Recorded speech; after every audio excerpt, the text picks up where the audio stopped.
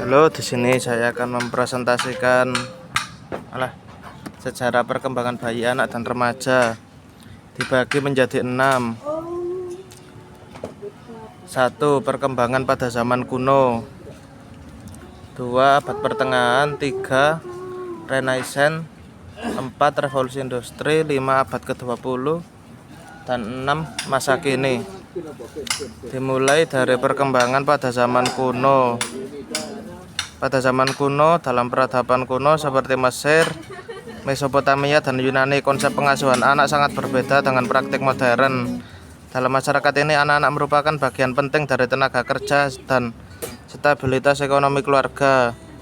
Gagasan tentang masa kanak-kanak sebagai masa kepolosan, waktu senggang, dan pendidikan formal sebagian besar tidak ada. Sebaliknya, anak-anak dipandang terutama sebagai orang dewasa mini yang berkontribusi terhadap kelangsungan hidup dan kemakmuran rumah tangga. Contoh, di Mesir kuno anak-anak dipandang sebagai berkah dari para dewa dan diharapkan untuk berkontribusi pada pekerjaan keluarga segera setelah mereka mampu secara fisik. Contoh kedua, di Mesopotamia, struktur keluarga bersifat patriarki dengan harapan ketat yang diberikan kepada anak-anak. Contoh ketiga, di Yunani kuno, pendekatan terhadap pengasuhan dan masa kanak-kanak sedikit berbeda, tergantung pada negara, kota. Di Sparta misalnya, anak-anak dibesarkan untuk menjadi prajurit sejak usia sangat muda. Pada usia 7 tahun, anak laki-laki diambil dari keluarga mereka untuk tinggal di barak militer. Sebaliknya, anak-anak di Athena mengalami pengasuhan yang agak berbeda. Anak laki-laki dididik dalam berbagai mata pelajaran termasuk filsafat, seni, dan sains jika keluarga mereka mampu membiayainya. Lanjut ke abad pertengahan. Selama abad pertengahan, Eropa menyaksikan munculnya program magang sebagai bentuk pendidikan yang lazim bagi anak-anak. Di masa ketika pendidikan formal jarang dan seringkali hanya diperuntukkan bagi kaum elit, program magang menyediakan jalur praktis bagi anak-anak untuk mempelajari keterampilan dan perdagangan yang berharga.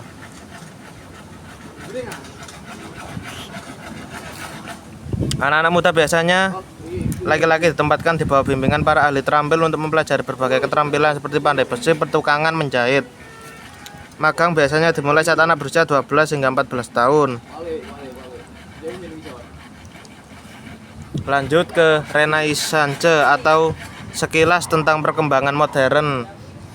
Periode Renaissance yang berlangsung dari abad ke-14 hingga 17 membawa perubahan signifikan dalam sikap perkembangan anak yang menandai perubahan dari pendekatan yang lebih utilitarian pada era sebelumnya. Gerakan budaya ini yang ditandai dengan kebangkitan pembelajaran klasik dan humanisme memberi penekanan baru pada perkembangan intelektual dan moral anak-anak. Orang tua, terutama mereka yang berada di kelas atas, mulai memainkan peran yang lebih aktif dan mengasuh dalam pendidikan dan pengasuhan anak-anak mereka.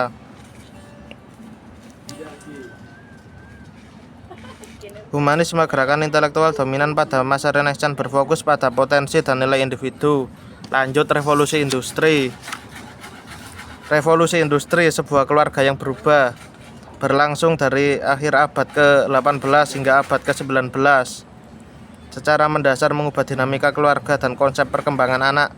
Seiring dengan berkembangnya industrialisasi, keluarga-keluarga bermigrasi dari daerah pedesaan ke pusat-pusat perkotaan atau merantau yang sedang berkembang untuk mencari pekerjaan di pabrik-pabrik dan pabrik-pabrik. Ini menandai pergeseran signifikan dari gaya hidup agraris, di mana pekerjaan dan kehidupan rumah tangga saling terkait, ke era di mana pemisahan pekerjaan dan kehidupan rumah tangga menjadi sangat jelas.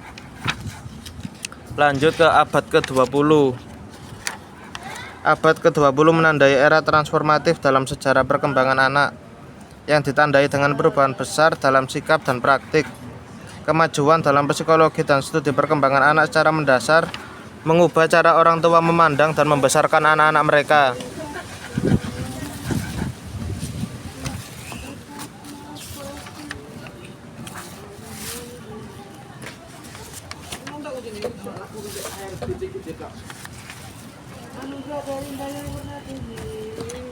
Orang tua memandang dan wala kobong.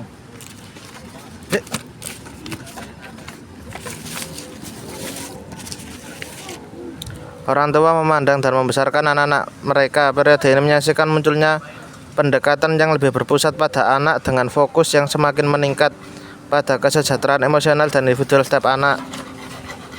Lanjut ke masa kini. Orang tua menghadapi lanskap yang kompleks dan yang ditentukan oleh kemajuan teknologi yang pesat dan koneksivitas digital. Lanjut slide ketiga, perkembangan bayi anak remaja.